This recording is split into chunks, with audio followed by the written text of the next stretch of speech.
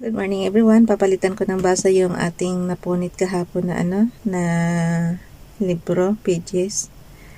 So ang ipapalit ko guys is History of the Filipino People by Agoncillo and Guerrero. 8th edition siya. So, yung binasa natin, para hindi kayo malito, is 5th edition yun. So parang isisingit ko lang to guys ha. Pero lalagyan ko lang siya ng note dyan na 8th edition ito. Kasi ibang-iba doon sa pinaka 5th edition ito eh. Yung 5th edition natin, ang title ng topic number 15 is The Period of Suppressed Nationalism. Itong dito sa 8th edition, ang title niya is 15, The Continuing Resistance 1901 to 1913. So mula ngayon hanggang sa matapos itong topic number 15, doon tayo hihinto. Tapos balik tayo doon sa 5th edition ha. Okay, basa. 15. The Continuing Resistance 1901 to 1913. After the capture of General Emilio Aguinaldo at Palanan, Isabela in 1901, the Filipino-American War ended as far as the United States and Filipino elites were concerned. But to the Filipino masses who looked upon their war against the Americans as a continuing struggle for independence, the resistance lasted longer. The resistance can conveniently seen in three sectoral perspectives: Christian, Muslim, and tribal. A. The Katipunan Inertia. As previously noted, the surrender of Aguinaldo only formally ended the Aguinaldo-led resistance, but the inertia of the Katipunan Revolution that began from the Bonifacio-initiated struggle continued to sustain the struggle for independence. In fact, despite the Aguinaldo capture, the remaining leaders of the Aguinaldo army, particularly General Miguel Malvar in Batangas, General Vicente Lucban in Samar, and other army officers continued the war in their respective areas. That the resistance was not dependent on the regular Filipino army was obvious from the revolutionary activities of Macario Sakay after the surrender of Lucban and Malvar. Sakay, who attempted to put up his own Tagalog Republic with its own constitution, kept alive the struggle for independence even after he saw the lost cause of the Aguinaldo War against imperialism. Sakay was eventually persuaded by the Minador Gomez to yield, but the masses who had looked up to him for the continuing resistance did not follow suit. Number 1, in Luzon, 1905, resistance was reported by the American authorities confidentially and publicly in the strategic areas of Luzon, Visayas, and Mindanao. In Luzon in 1905, disturbing were reported in Cavite and Batangas. Governor Shanks of Cavite noted outbreaks at San Pedro, Tunasan, Parañaque, Taal, and San Francisco de Malabon. The leaders of the uprisings were former officers of the Revolutionary Army who were respected by the people. The conditions in the province had created the new leaders of the resistance movement. By 1907, the mystification of the resistance had expressed itself in a strong mass movement led by Salvador Felipe, whose cause would be popularly known as the Santa Iglesia movement, which means literally crusade of the Holy Church Apo Epe, as Salvador was popularly known to the intimates of the movement, so his cause spread to Bulacan, Pampanga, and even beyond to Tarlac and Nueva Ecija, so that the weakening of the movement by 1910 might have found some kind of mass inertia against the colonial authorities, and a short-lived outbreak in Nueva Ecija led by Simeon Mandak.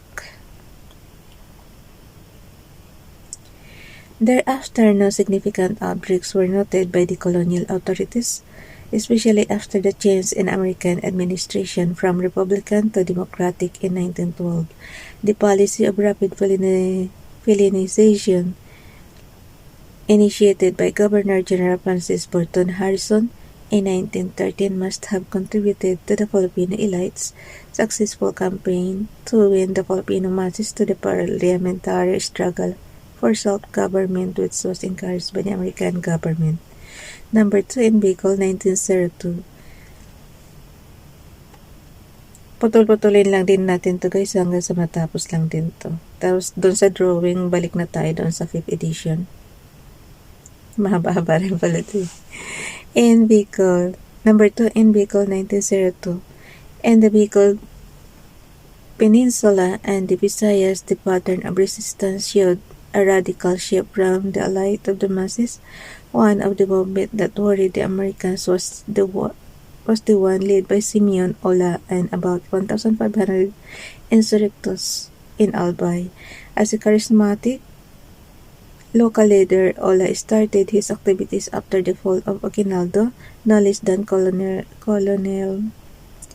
Harry H. Bandholtz. Ulit guys, mali ako ng basa. As a charismatic local leader, Ola started his activities after the fall of Aguinaldo, no less than Colonel Harry H. Bandholtz. Bandholtz.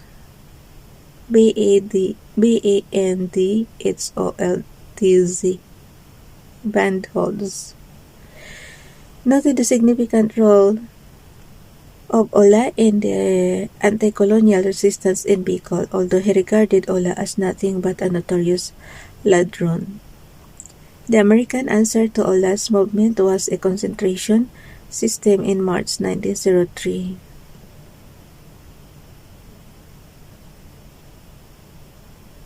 Tapusin ko lang to hanggang dito sa Bicol muna. Mahaba naman niya. Okay, ulit. The American answer to Ola's movement was reconcentration system in March 1903, which continued up to October. The effect was telling on the people who were brought into the reconcentration area. Food and accommodation were inadequate and deplorable. Diseases took their death toll and sufferings continued, although no statistical record was kept of the extent of the damage to people. These scanty reports that came from private sources and false correspondence of the U.S. Senate indicated the innumerable deaths inflicted on the helpless by the system. The method worked effectively for American purposes. About 300,000 was the estimated total casualties of the reconcentration system, but Governor Taft justified the method because a reign of terror had been inaugurated by Ola in the province and other areas. Negotiations were initiated by the authorities to persuade Ola and his men to surrender. Vice Governor Lockhart and Dr. Pardo de Tavera went to Albay to appeal to the people to help bring Ola to surrender to avoid deployment of the U.S. Army of tedious negotiations. I know. Wait. Ulitin ko guys Negotiations were initiated by the authorities to persuade Ola and his men to surrender. Vice Governor Lockhart and Dr. Pardo de Tavera went to Albay to appeal to the people to help bring Ola to surrender to avoid deployment of the U.S. Army. Many conferences and promises were made, and after 40 days, the tedious negotiations, Ola suspended the negotiations and withdrew his forces. He also took along a number of new recruits for his movement, whom he had gained during the cessation of hostilities on September 22, 1933. Colonel Bandholtz signed an agreement with the Ola, promising the latter immunity and other things. Later, the authorities denied promising Ola anything. They propagated the view that Ola finally surrendered in late October because he felt it was better than the prospect of confronting the U.S. troops that would be ordered to get him and his men. Reportedly, he was joined in his surrender by about 500 to 600 of his followers. Ola turned state witness against those who had joined him. This was the view spread out of the authorities. According in return for his cooperation, Ola obtained executive clemency in line with the judicial practice in the West. In November, the trial of the accused began with Judge James Blunt and Judge Adam C. Carson presiding.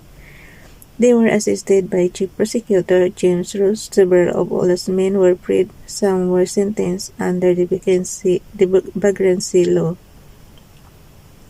while others were tried under the Sedition Law of 1901. The more serious cases were disposed of under the Brigandage Act, which carried the death penalty. As for Ola, he was given instead 30 years in prison for turning state witness. Hanggang diyan na lang guys, in the number 3 in the Visayas 1902, bukas na yan. Bye everyone, God bless.